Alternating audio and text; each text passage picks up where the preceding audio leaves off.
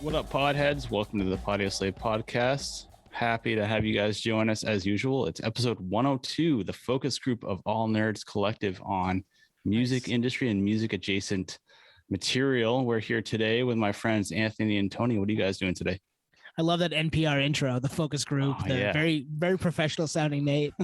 102.9 WBLM is what I said for what we should start it with, which only makes sense to you and I and Twan. That was the classic. That is the classic rock station here in Portland, Maine. So yeah, excited to focus group with my boys. So focus groups get paid. Like you get, so we're not getting paid. Shit. Are we getting paid for this? No, not yet. But only because we love it. We love it. That's why we're not doing it for money. We're doing it for fun. Yeah, it's negative ROI in terms of money, but in terms of knowledge and experience and reliving memories and learning shit new, we're rolling in the dough, right? Rolling in it right now. Yep. We've got takes and segments and stories for days. And I mean, tonight we had a couple cool stories, some old school stuff, some new school stuff with our friends from the world. Twan, talk about the world a little bit. Yeah, we had Matty, we had G, we had Miyagi from the band The World. So The World just recently put out an EP on Velocity Records and Equal Vision Records. So it's kind of a joint release, which is kind of a throwback. Like we used to see that in the 90s. We get a little into that in the conversation here, but they just put out an EP back in December of 2021, and it's awesome. It's short, it's sweet, it's to the point. It's on topic with a lot of what's going on in the world with the social unrest and civil unrest. We're not going to give too much of that away, and they're going to hit the road here pretty soon. They're going to be recording again, and we're excited for all that to come out. So if you like what you hear, go check them out. Here it is, Matty, G, and Miyagi from The World.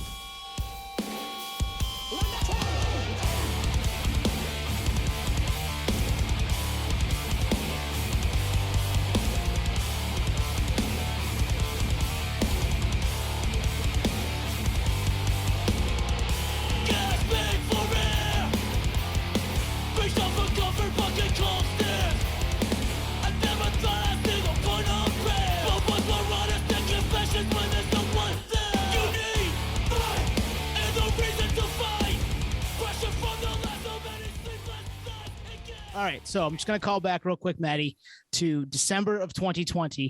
We talked to you last on episode 39, and you were in the car driving from LA back to Boston, right? I actually remember that because I was like, this time I'm going to be fucking home. I'm going to have Wi-Fi set up, and I'm not going to have it drop like 5 times on this interview. So yeah, that's true. And that worked out pretty well, actually. It was kind of cool to talk to somebody who was driving cross country back to his, home state of Massachusetts and back to, where you're from. But you didn't stay there very long. You were there for a couple months, and then now you're down in Nashville, right? Yeah, man. I'm kind of just a nomad. I don't really know my place in life just yet. I'm always kind of running for myself and trying out new places to kind of see where I fit. So when you were driving back to the East Coast, had The World kind of been something you were thinking about, or did that happen after you got back? No, that happened after I got back. The funny story is me and Nick were always playing Call of Duty during quarantine, just like nothing to do, playing Call of Duty. And one day we were just talking about, he's like, should I record a pop punk song today or should I do a hardcore song today? And I was like, yo, do a hardcore song, And then he sent it to me and it was good. And I was like, yo, let me sing on this shit. And he's like, I mean, can you? And I was like, well, we'll find out. Let's go to. So we booked time and went to the studio, and then literally that's how it all unfolded. Me and Nick just went and had a good time with Chris Curran, fucked around on a song that Nick did. And then I called G, was like, yo, you want to be in a band? And he was down. And then we ended up, getting Tyler from Black My Heart and Ryan from Cruel Hand. And they're like, it just kind of all ironically formed. Well, it's funny. I remember you like running through all your different projects, and you never mentioned that. So when The World dropped, I was like, that motherfucker was holding out on us. But it wasn't a thing yet. It wasn't a thing. Oh, it wasn't even holding out. It just wasn't even born yet. It was, the sperm was still inside me. I think it definitely like it kind of started off as just kind of like a fuck around like joke type thing. Not really like a joke, just we didn't really take it like tremendously serious, but obviously one thing led to another and now we're here. So it's kind of weird how it all unfolded. you're pulling people in and like, all right, this you must have felt like you guys had some momentum to do something at that point. Yep. Well, everything kind of just fell into place. Like yeah, big perfectly. thanks to Call of Duty. Yeah. Big thanks to Activision. I mean, that's like a silver lining of a pandemic or lockdown, I guess, is like you guys had some free time to put some stuff together. Like when this was, I don't know, you got to a point where you're like, I think this might be worthwhile, us all collectively making this happen. Was there like any goals in mind? Like, let's stick to this sound. Like, I think we wanted to start it like anonymously. So like nobody knew who we were. And like I said, now we're here and that went the complete opposite direction, but yeah, it just, like I said, it was one of those things that it just kind of all happened organically. And I've always been friends with Nick, over the years. He played in, a bunch of bands, and he always came out to our shows when he played like West of Mass and Worcester and Connecticut and stuff. And we're always friends. And, we became a lot closer, over the years and playing video games and shit, which sounds crazy because obviously there was nothing else to do when you can't leave your house. And then, then we just, we made this song, and it was so dope. And it just, next thing we know, we had all of our different friends that wanted to get involved with it. And I don't know, it just really just a fun organic project. We weren't trying to force nothing, just straight up was a bunch of homies just like, putting their little visions together and working together to make something cool. And, I think that's kind of how it all came about. I just have visions of you playing riffs through the Call of Duty mic, and, and Matty's like, wait, what was that? So Nick, are you the main songwriter? We all like put so much into it, honestly. I guess to plant the seed with all of it, I wrote the first couple songs, but then it was just like a snowball effect. Everyone just kept putting their ideas in, and there's no pinpointing like who writes the music in this, honestly. The first couple songs that we wrote, I actually wrote it like in the studio. Nothing was actually like written. It was all just kind of off the top of the head, and like I said, everything just kind of fell into place. So without the help of these guys, honestly, I don't think it wouldn't have worked. Yeah, and even like producer Chris Curran and Kyle, like they wrote with us too. It was kind of just like all of us just hanging out and having fun. I mean, it was very like I said, it just kind of organically happened. It's just a bunch of friends getting together in the studio, and different friends helped write some lyrics, and like everybody was involved. Like, and that's kind of like the whole thing. Like, I feel like we have like a little bit of a Wu-Tang vibe as far as like there's always features, and there's like just lots of people involved because it's just fun. We're not like taking it too seriously as in like here's the rules, here's who writes. We're just like, if you have something to contribute, like fucking speak up. Yeah. All ears are open. So it's like a collective. I remember when you guys dropped. It was before music came out. When you guys dropped one of the promo photos, there was a comment on one of your socials that was like, I don't know what to expect, like hard ass Wu-Tang hip hop shit, or like harder than Blood for Blood. You know what I mean? Like no one knew what to expect because the photos are just. There's one photo was like 20 of you guys. Yeah.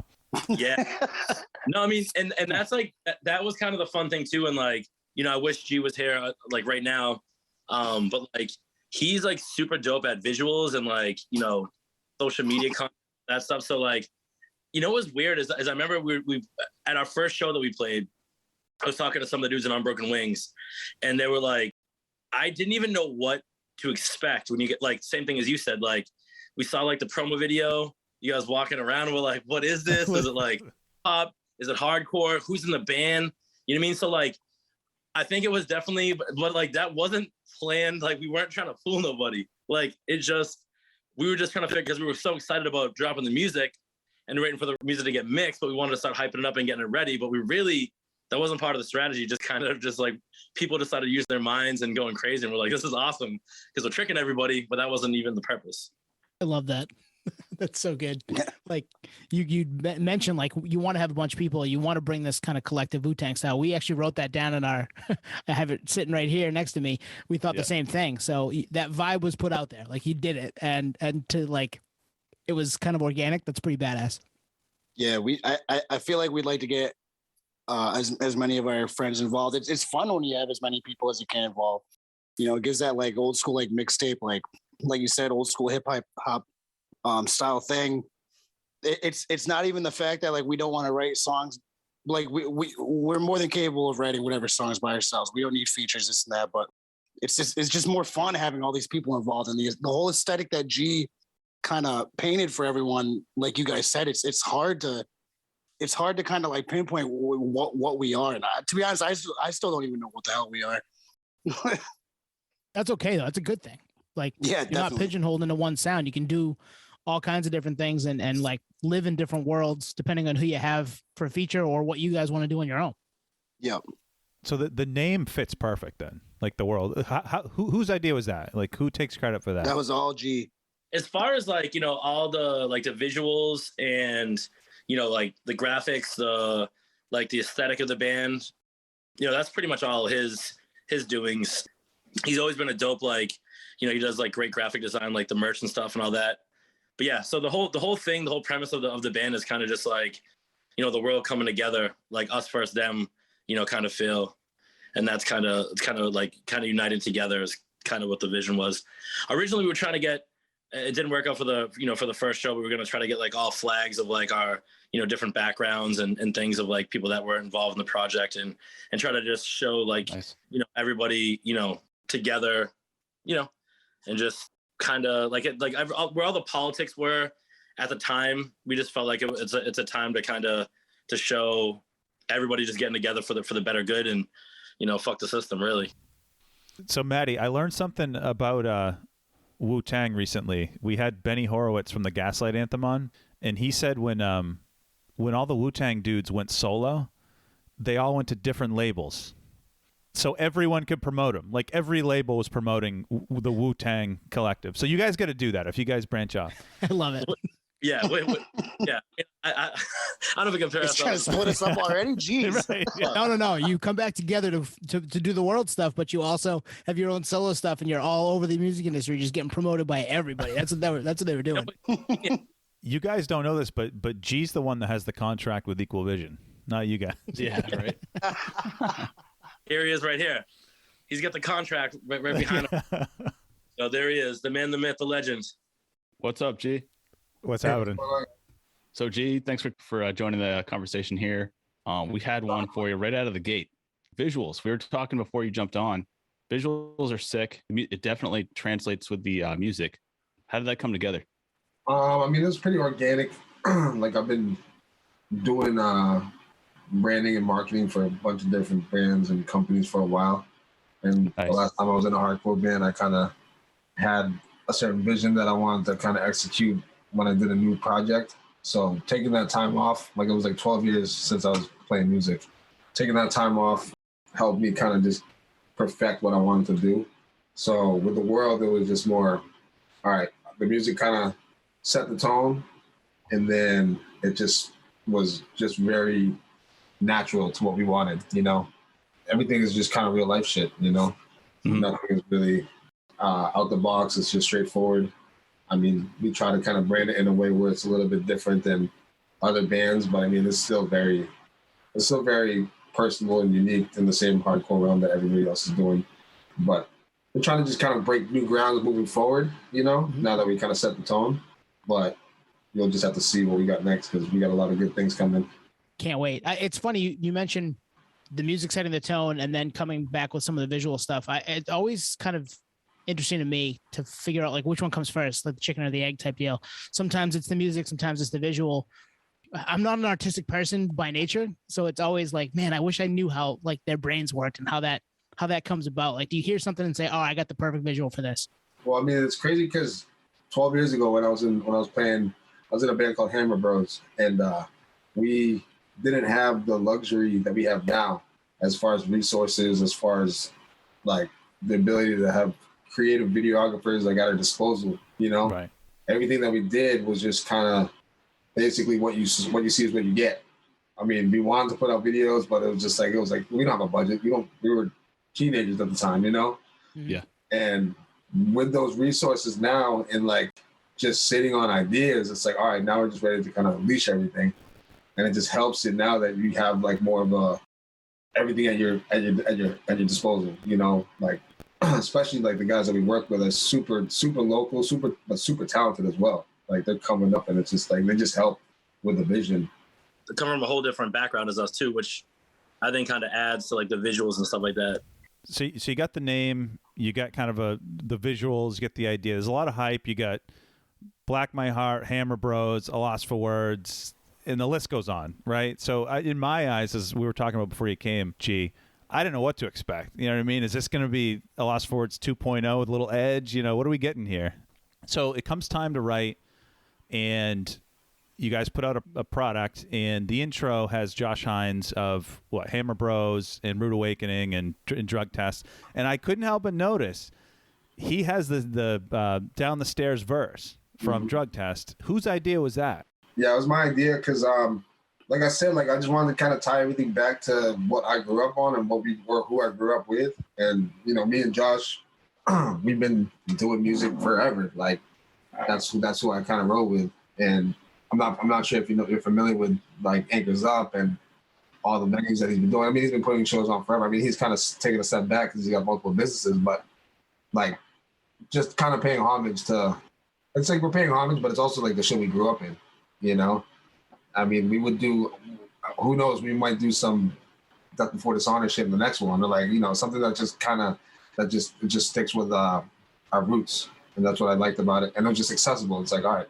Perfect guy to do that is Josh Hines, and that just means a lot to me. Like the little treasures in the album that like people like you understood it, and it's like, yep. and it speaks volumes when people get that reference, because there's a lot of people nowadays. Like I was first hardcore show I've been to was like a year ago, and I was like, I don't know anybody there, Right. It was like it's a whole new world. So it's kind of you recycling those things. Everything's recycled all the time. Like any industry is recycled. Like fashion's always recycled. Music's always recycled. Like there's new bands that sound like they're from 2012, and they're popping, and people are thinking, oh, this is like fresh. And it's like, not really. I mean, that's why we're kind of doing that in a way where we're still trying to make it unique, but like it's not anything groundbreaking. Just doing it in a newer way. We're hitting that time where it's like, this is the perfect time to drop it. I'll say this, like Victory was like notorious for the 4 fans of. They'd plaster it right on the CD. And I was thinking about with you guys, I don't even know who I'd put. You know what I mean? On the music side, I can think of stuff, but Matty, your vocals are super unique. Thank you, man. I appreciate that. I mean, I think that's like, for me, the biggest compliment, because obviously for me, I did A Loss for Words forever. And this was such a big, I did some R&B shit, a little bit here and there, but like, this is my first project that was, a serious project. And I don't think anybody knew what to expect from me. And I don't really know what we sound like as far as like influences, because we have so many of them. And I think each person in the band has so many different influences, but we also have the same, mutual, middle ground. So I don't know, like I'm super proud of what everybody brought to the table. And we all brought something very different, whether it's business or, lyrics or production, whatever. So it's been honestly, it's one of my favorite projects I've ever done. Yeah, that's the same with me too. It's like I never wanted to start another band. Like I thought I was done with it. I mean, I've always been involved in hardcore I've never stopped. But I mean, it's just I never wanted to play music again. I thought I was done with it. But then I was like, in the back of my head, if I was to start a project, it'd have to be something where it just hit, where it's like, all right, this is it. It's not just a project. It's not just like a hobby. It's like a passion, and it's going to be something that I want to take it to new heights, like from what I've ever done before. And that's what I feel like this is going to happen with this project. It's just going to take some time, but we've all put in so much work in like the short amount of time that you can't see this fail now, At least just get a good run of it when everything is there for. It's easier. I don't want to say it's easier than it was back in the day, but I want to say it's like we have no excuse not to take it to where we should take it, Mm-hmm. Well, it sounds great. I know the EP we were talking before you came on, G. I listened to it a couple times today. I know Nate did too. Getting a little more familiar with it. I think I listened to it when it dropped too, and it has something for everybody. And like I'm not as big into hardcore as Tuan is. I've gotten way more into it doing this with him and talking to a bunch of different people that are just badass in the industry. But it's awesome when you can find something that has a piece of. You can tell it has a piece of everybody in it, and you can tell there's something for me on there. Like I can find something here. This is awesome. I love that feeling. That's awesome. It's good to hear. No, I appreciate that, man. That's a good compliment. Thank you. Although Nate did see Hammer Bros down at New Direction or Exit 23. I can't remember what it was. Yeah. So New Direction. Probably New Direction. Yeah. Or Exit 23. I mean. Yo, that's crazy. Even hearing both of those names, man. That's crazy. Well, it's funny. I dragged Nate. I was like, Nate, you want to come down to Haverhill? And he's like, who? What? And we went down. Yeah. Are you guys from the Mass area? We're from Southern Maine. Yeah. Oh, sick. I'm kind of bummed that I didn't get dragged down to Haverhill. I'm not gonna lie to you. It's not that far. I mean, it's like probably what, an hour maybe. Yeah, a little over an hour for us. A little over an hour. Yeah. It's a cool venue.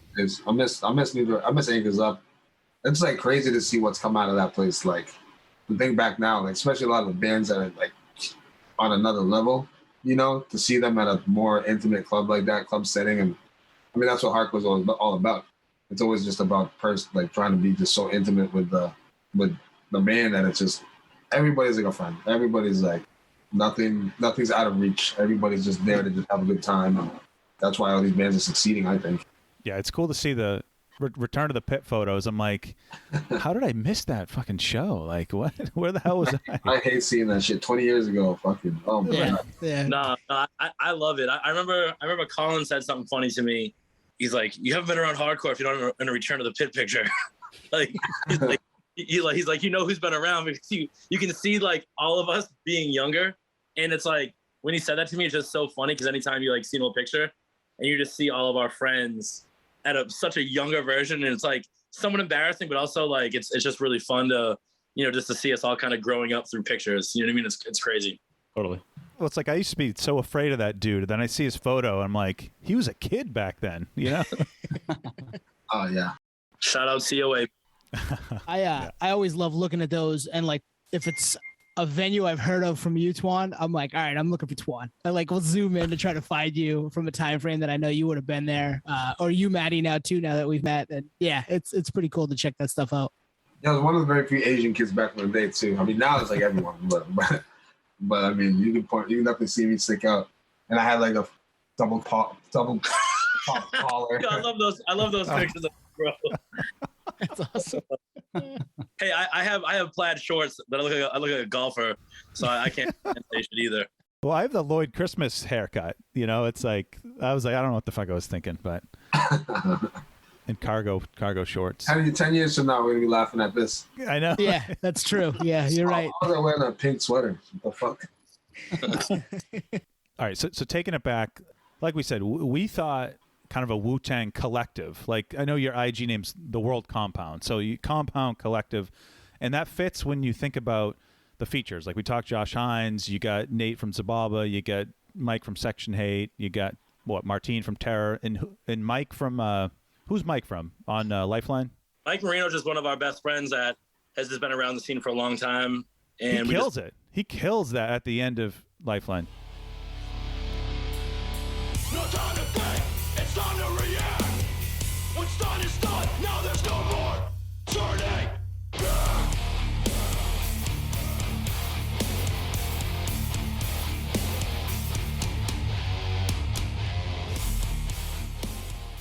So how does that, like, where do you stop? You know what I mean? Like, you must call these dudes up, and, you know, was there thought to bring more people in or what? Yeah, there's a list. Yeah.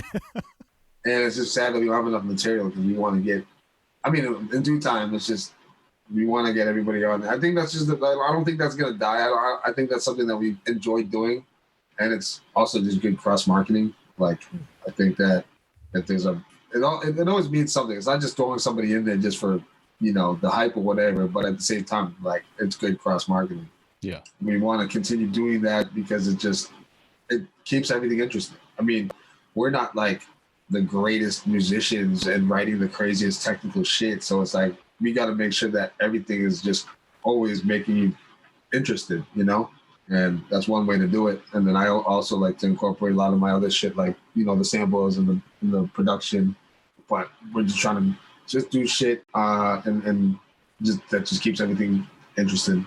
I thought that, like, to me, that was one of the biggest things when me and Nick, you know, like, wrote the song. But that was like one of the things that, like, you know, Tom Nick is like, yo, we got to get G involved in this. And I call it G. And I was like, you know, you want to get involved. And I know G's one of those dudes, either he's very straightforward and honest. So it was going to be like not my thing. He's like, yeah, this is sick. And like him putting his twist of all like the post-production thing, I really think incorporated and made the project what it was and made it different than really anything that's out there and made it different than just a traditional hardcore record. So I don't know. I'm definitely, you know, we're working on some new stuff right now, and it's definitely going to be, you know, interesting to, you know, to follow that project up. But, you know, we got some tricks up our sleeve for sure.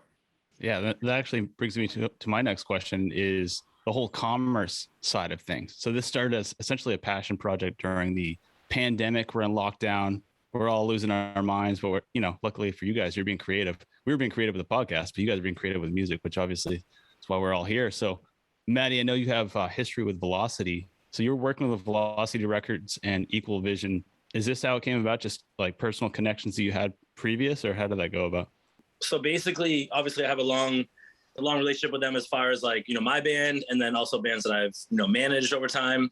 But for me, and I think, everybody that's in this band, Velocity obviously is dope. And Dave Shapiro has been such a huge help and big supporter of me. But also just growing up, Equal Vision Records was such a huge part of like, I think all of us, I know Tyler, G, Nick, we all were kind of like, that having that old school EVR logo on the record is just like, it's kind of just like, it's like an honor, you know what I'm saying? Because a lot of our favorite bands came from that label. So when I showed a couple of people like Tim Bora and Dave Shapiro from Sound Talent / Velocity, whatever.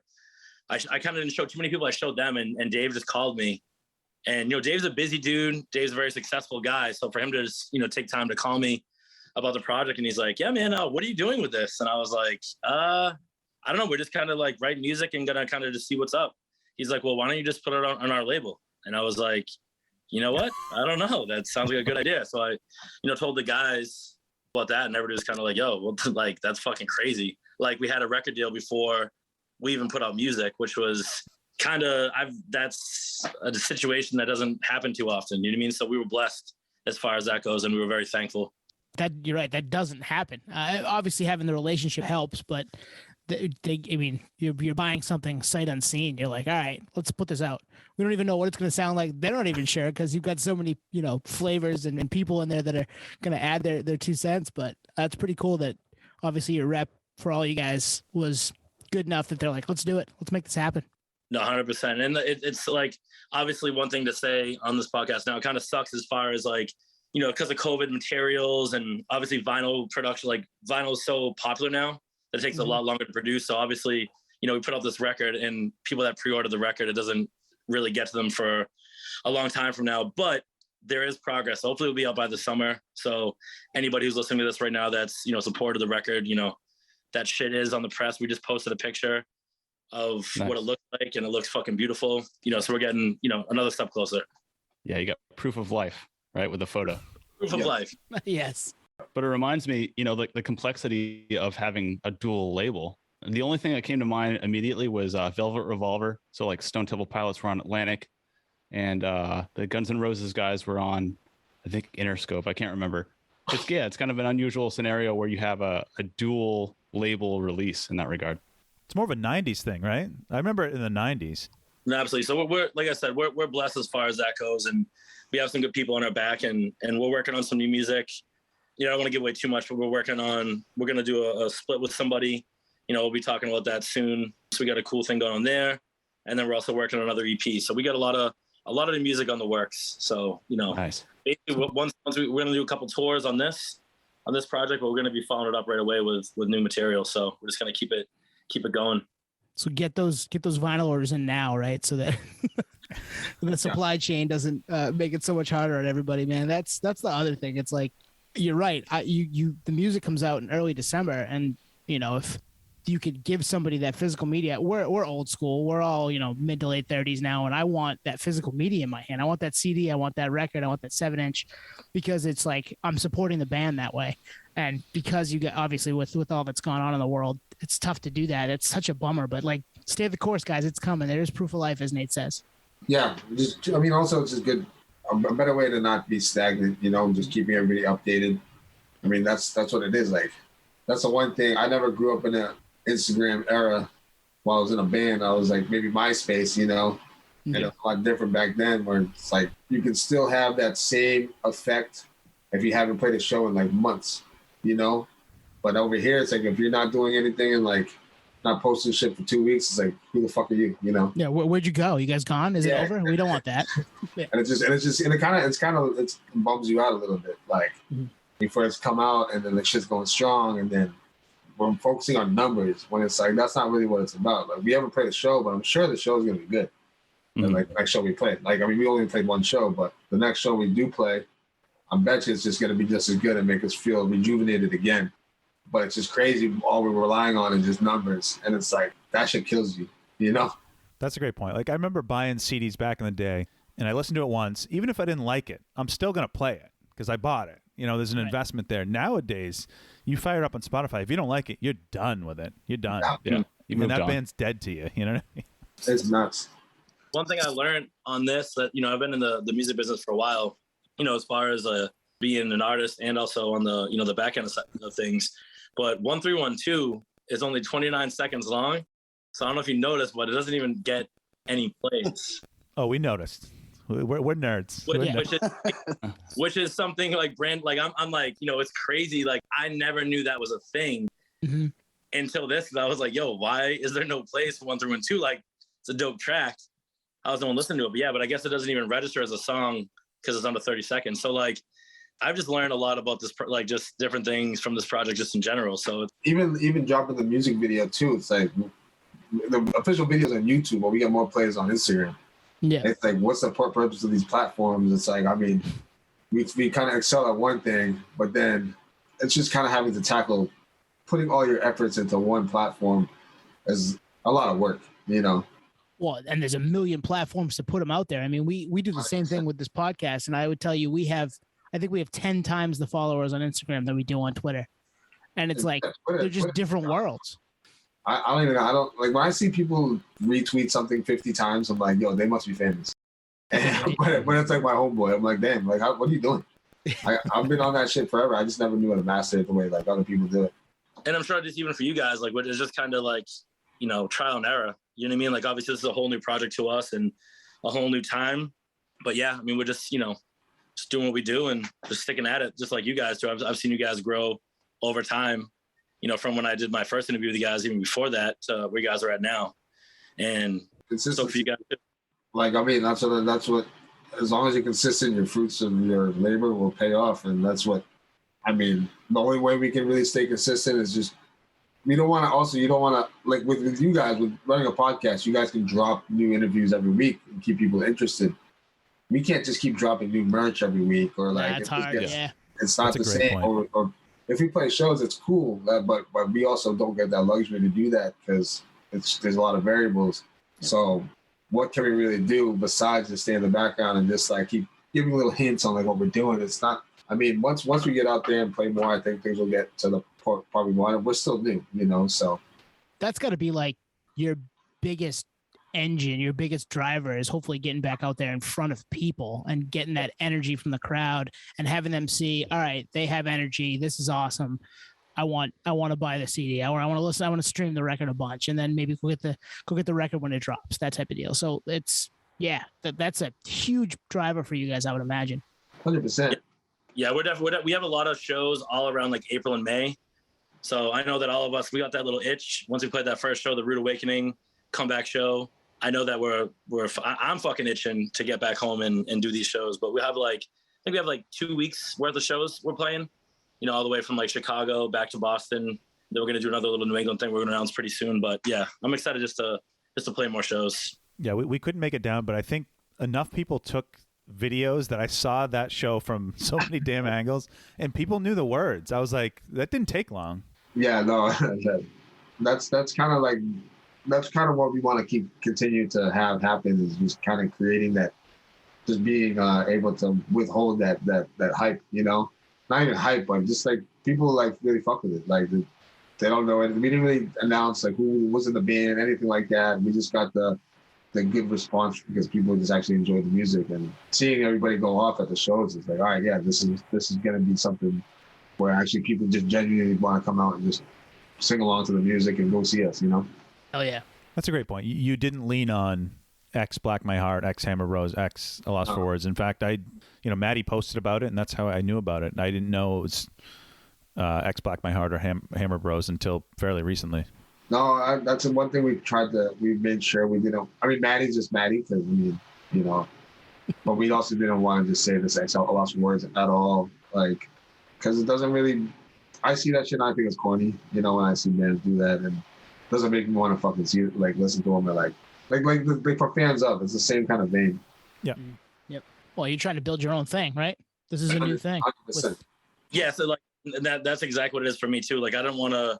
It's nothing like a loss for words. I wanted to just kind of, have its own, like have my own respect from this side of my life, because I've always been involved in hardcore and everything, but I didn't want to. I just wanted to be looked at as a new person, new vibe, new energy, and not a lost words. It doesn't even. It's just different worlds. Mm-hmm. So it was good to kind of just start with a new face. All right, so you get shows coming up. You're not going to tell us who the split's with. We could kind of poke at that. We're not going to. You can tell us off air. You guess. I'll do it off air. I won't. I won't put you on blast. I won't do that. It's a West Coast band. I'll say that. That's the only hint you guys. All right. I haven't abandoned mine, and I'll say it after. So you got shows coming up. Anything else that you'd like people to kind of check out or keep an eye out for? So we have a video dropping with Vane, not the band Vane. The end of the last song on our EP is called "For Some of Us," and that's going to be dropping soon. I think that's the next thing that we're going to be doing, which should be very interesting. It's not very interesting. Yeah. Is that because you have something in mind, or you've already done it and it's already done? I mean, it's the last track of the record. It's a hip hop track with one of my good friends that I've known for a long time, and G and him kind of made a song separately. It kind of just made so much sense with the way things were going and the way how Vane is involved in our lives and everything, that we're just like, yo, let's just fucking put this on the record as the last track. And, people fucked with it hard. So, we kind of, the music video is more like his lifestyle, where he's from. You'll see. It's definitely going to be something different than most kids have seen in this scene for sure. When is that dropping? I mean, I should be getting the video. I mean, I saw a little bit of an edit the other day, so we should be getting it back in the next week. So it should be up. Yeah, it might be up by the time this drops. So if it is, we'll have probably linked to it in here. If not, it's coming very soon. Premiered on the Podioslave podcast. Hell yeah, we could do that. There you go. We love that stuff. We'll definitely share it when we see it, because we always love anybody that gives us some time to talk some music and talk nerdery with us. So we're here. We're here for the world. Same. Means the world to us. Nice. I love it. Awesome, guys. Well, thanks for coming on. The music definitely transcends what's going on right now in current time. So it's a good soundtrack for these just crazy fucked up times, both visual and musically. So Matty, all you guys, thanks for coming on. It's been a blast as usual. I'll see you guys here on the West Coast. Those guys will see you guys on the East Coast, and we'll keep going. Yeah, it was great to finally meet you guys. Thanks for having us on, definitely. Nick, Matty. G came in and stole the show as usual. You guys were awesome. We really thank you. Yeah, thanks for having me back, guys. Appreciate it. Thank you, guys. All right, cool. That was our conversation with the world. Matty, G, and Miyagi. They came on and they talked about how they came together, which was fairly recently. Last summer, I think, fall. And then putting out their EP back in December, which we've listened to. And actually go peep that right now. I mean, if you haven't listened to that, it's a quick listen. It's 15, 20 minutes. It's got something for everybody, which I think I said during the interview. There's a piece there for everybody. You like a little bit of heavy music, there's something there. If you like a little bit of melody, there's something there. If you like some hip hop, there's something there. So go peep that right now. Those guys were a lot of fun to talk to. Yeah, great conversation. The whole time we were talking to them, I was thinking, man, this pandemic fucking sucks. Like this whole lockdown, everything about it is rough mentally, physically, like whatever you want to call it. Like it's a rough time for all of us collectively as a human race. And there's always one part of me that's like, well, there's probably going to be some good music that comes out of this, at least. And the world is doing just that. They're reacting to the circumstances and putting out a record purely out of passion. Like they said, they didn't know where it was going to go. And they're getting some really good art out of it, a really good EP, which we all listened to. And yeah, it's great. And they were awesome to talk to today. Yeah, if you listen to our year-end recap episode, I mentioned the World EP as one of my favorite records of the year. It didn't make the top 5 just by nature of the fact that it was an EP. If it was a full length, different conversation. But I really like it. I love the pedigree with those dudes. I've been going to shows with those guys for, better part of 2 decades at this point, and to see what their individual bands, and then to see this project, it actually makes sense, right? I mean, we spoke with Matty back in episode 39 big R&B hip hop background. I mean, you heard it with G, big, also a hip hop guy. Like it makes sense. This is the culmination of a lot of different influences. And you know what? We can relate to that. I mean, look at this podcast. We have a big overlap, but there's also some niche stuff that we like. So we get it. To see the product like this, it's a lot of fun, and see how it was made. We're into that.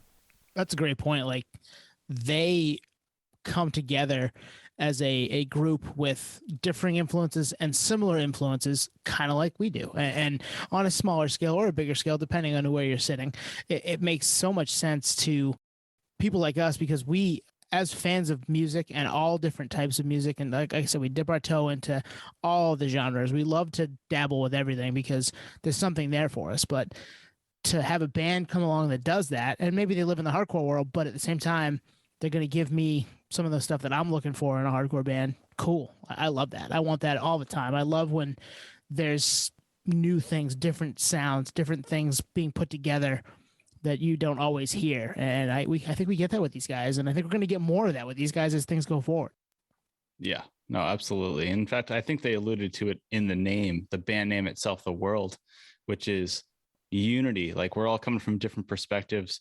The band itself is very much so different individuals with different personalities and whatnot, similar to this podcast. And we're all about that, because if it was so singular, it wouldn't really be that interesting. So the band itself and our podcast kind of go hand in hand. So it was great to talk to them, and great conversation, and cannot wait to see these guys play on tour, as they alluded to at kind of the tail end of the podcast. They're going to do some shows. So that's cool. Yeah. You know what? I love that they don't lean into the former, ex-members of, because a lot of bands do that, and they almost expect something from it. These guys, yeah, I mean, you heard it. A Lost for Words, Cruel Hand, Hammer Bros, Black My Heart. If you're from the Northeast and into heavier music, like, yeah, that means something to you, and that warrants you checking out a new project from any of those bands. But they really don't lean into that. And just actually, for me, just recently finding out that, there was some of that pedigree there. So yeah, check it out. The World on Equal Vision and Velocity Records. EP's out. Looks like they're working on some new music. I don't know when that's going to drop, but keep an eye out for it. Might have a split coming, might have, all kinds of different things coming. Depending on when this drops, the music video that Matty teased might be out there. So check that out too. If it's there, we'll link it in the show notes. If not, it's coming real soon. Yep.